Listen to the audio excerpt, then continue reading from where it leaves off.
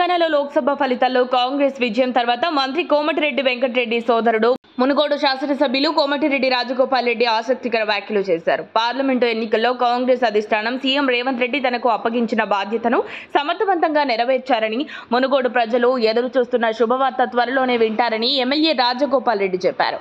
Congress high command తనకు ఏ బాధ్యత అప్పగించినా చేయడానికి సిద్ధంగా ఉన్నానన్నారు. యాదాద్రి భువనగిరి జిల్లా చౌటుప్పల్లో అభివృద్ధి పనులను పరిశీలించి మున్సిపల్ అధికారులతో సమీక్ష సమావేశం నిర్వహించారు.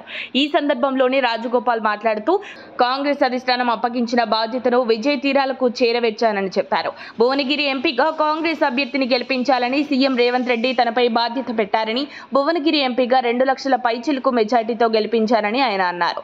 రానున్న రోజుల్లో పార్టీ అధిష్టానం ఎంత కష్టమైనా బాధ్యత అప్పగించినా పూర్తి చేస్తానని ఎమ్మెల్యే కోమటిరెడ్డి రాజగోపాల్ రెడ్డి తెలిపారు. తమ కార్యకర్తలతో సమిష్టిగా కలిసి అధిష్టానం అప్పజెప్పిన బాధ్యతలను సమర్థవంతంగా నిర్వహిస్తానని అన్నారు. మునుగోడు ప్రజలు ఎదురుచూస్తున్న శుభవార్త పార్టీ అధిష్టానం నుంచి త్వరలోనే వస్తుందని భావిస్తున్నట్లు ఆయన తెలిపారు.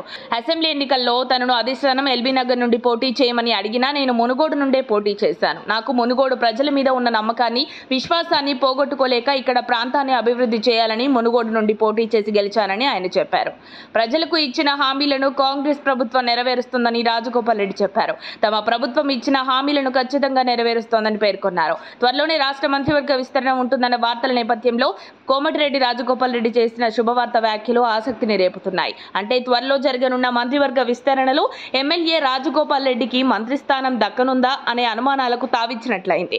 గతంలోనే హోమ్ మినిస్టర్ పదవి వస్తుందని ప్రచారం జరిగింది. మరి అధిష్టానం ఇచ్చిన టాస్క్ ని సక్సెస్ఫుల్ గా నెరవేర్చిన రాజగోపాల్ కి మంత్రి పదవిని డిక్లేర్ చేయనుందా లేదా అనేది త్వరలోనే తేలిపోనుంది.